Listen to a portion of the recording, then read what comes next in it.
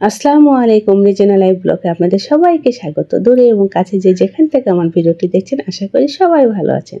আলহামদুলিল্লাহ, আমরাও ভালো আছি। যিনি বা যারা আমার ভিডিওটি দেখছেন, অবশ্যই একটা লাইক দিয়ে ভিডিওটি কন্টিনিউ করবেন আর চ্যানেলটি সাবস্ক্রাইব করে পাশে থাকা বেল বাটনটি প্রেস করে অল অপশন সিলেক্ট করে রাখতে পারেন।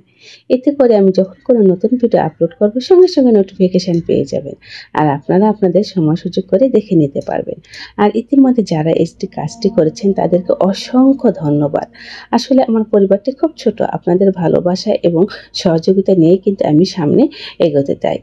আসলে আজকে হচ্ছে 26শে মার্চ, মহান স্বাধীনতা দিবস। আর সেই হিসেবে কিন্তু আমাদের স্টেডিয়াম মাঠে আপনার কুচকাওয়াজ অনুষ্ঠান হচ্ছে। তো মেয়েকে নিয়ে ছাদ থেকে দেখছিলাম আর আপনাদের জন্য কিছুটা শেয়ার করলাম। তো আমাদের ছাদ থেকে স্টেডিয়াম মাঠটা একদমই কাছে, খুব সুন্দর দেখা যায়। প্রচণ্ড রোদের কারণে কিন্তু ভিডিওতে খুব ভালো ছবি নিয়ে আসতে পারি নাই। তো মেয়েকে নিয়ে কিন্তু প্রত্যেকবারই ওর বাবা মাঠে যায়, কিন্তু এবার রমজানের জন্য আর মাঠে যেতে পারেনি। আসলে এই অনুষ্ঠানগুলো বাচ্চারা কিন্তু খুব সুন্দর করে উপভোগ করে আর আমি মনে করি ওদেরকে নিয়ে যাওয়া উচিত।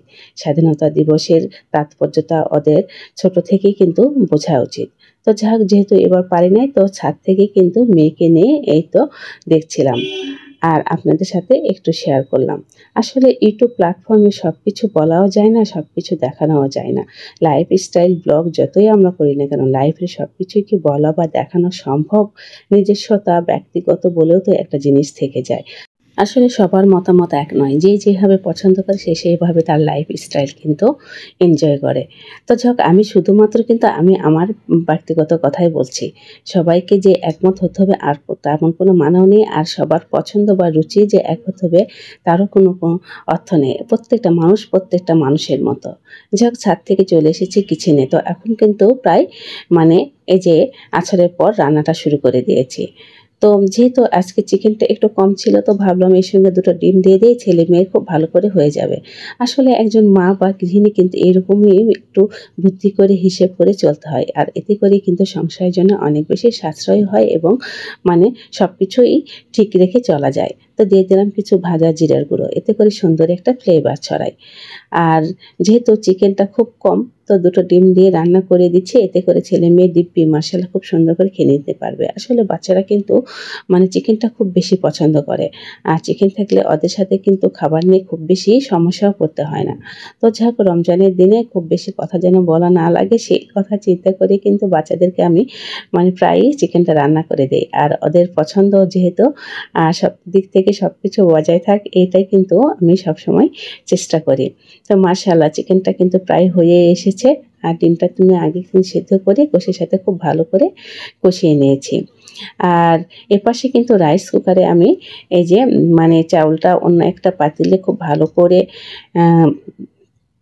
ভেজে নিয়ে তারপরে পরিমাণ মতো পানি গরম করে রাইস কুকারে পোলাওটা বসিয়ে দিয়েছিলাম। মাশাআল্লাহ, রাইস কুকারে পোলাওটা কিন্তু একদমই ঝরঝরে হয় আর খুব সহজে ঝটপট রান্না করে নেওয়া যায়। আর যেহেতু রমজানে এই বিকেলবেলাতে রান্নার চাপটা কিন্তু অনেক বেশি থাকে, তো শুধু এই গ্যাসের চুলা দিয়ে কিন্তু সব রান্না কভার করা যায় না। আর এদিকে কিন্তু আমি এই যে পেঁয়াজও বসিয়ে দিয়েছি। আসলে পেঁয়াজও ভাজতে কিন্তু মোটামুটি সময় লেগে যায়। আর সেই জন্য কিন্তু একটু আগে থেকে যদি রান্নাটা শুরু করা যায়, ইফতারের আগে যেটা তাড়াহুড়ো সেটা কিন্তু থাকে না।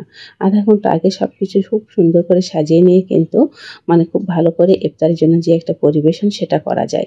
তো পেঁয়াজগুলো হয়ে গেলেই কিন্তু আমি আবার বাচ্চাদের জন্য কিছু চিকেন আগে থেকে মেরিনেট করে রেখেছিলাম আর ময়দা দিয়ে কোটো করে নিয়েছি। এগুলো এখন আমি চিকেন ফ্রাইয়ের মতো করে স্লাইস করে ভেজে দেব।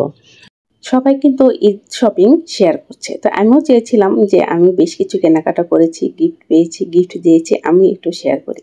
তো আপনাদের ভাইয়া কিন্তু আমাকে বলে দিয়েছে, তুমি যা কিছু নিয়েছো, যা কিছু পেয়েছো বা কাউকে দিয়েছো, সেগুলো কিন্তু তোমার একান্তই ব্যক্তিগত। সব কিছু কি প্ল্যাটফর্মে দেখানো উচিত বা দেখানো সম্ভব?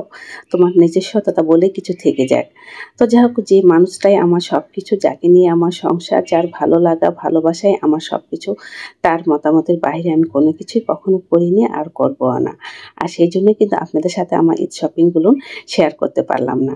অবশ্য এ নিয়ে আমার কোনো আফসোস নেই, কারণ আমার যে মাথার উপরে যে আমার ছাদ, সে যে যেটা ভালোবাসে আমি ঠিক কিন্তু সেটাই করি।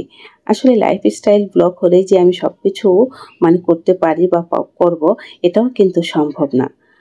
তো যাই হোক, অনেক আপুদের ঈদ শপিং দেখেছি, আমার কিন্তু ভীষণ ভালো লেগেছে। আর সেই ভালো লাগা থেকেও আমি একটু শেয়ার করতে চেয়েছিলাম, কিন্তু আপনাদের ভাইয়া আমাকে হালকা করে খুব সুন্দর করে বুঝিয়ে দিল আসলে সবকিছু মন চাইলেই করা যায় না বা করা উচিত না।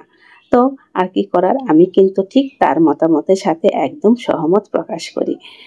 আর সে যেন সবকিছুতে খুশি থাকে, আমার উপর একটুও যেন বিরক্ত না হয়, সেটাই কিন্তু আমি সবসময় চেষ্টা করি। তো যাই হোক, এভাবে কিন্তু আমি এই যে বাকি চিকেনগুলো ভেজে নিব। আর আমার প্রিয় আপু এবং ভাইয়াদের কাছে বিশেষ অনুরোধ রইল, আমার ভিডিওটি স্কিপ না করে পুরোটা দেখবেন। আর অবশ্যই একটা লাইক দিবেন।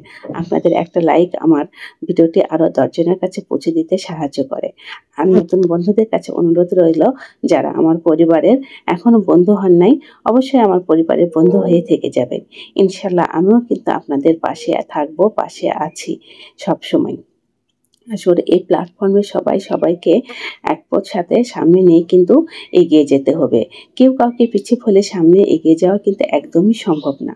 আর এই কাজ করতে এসেছি বলেই কিন্তু এত বেশি ছোট্ট মানসিকতাও থাকা উচিত না। আর ভেজে নিলাম কয়েকটা আলুর চপ, যেহেতু আমার ছেলে কিন্তু আলুর চপ খেতে ভীষণ পছন্দ করে।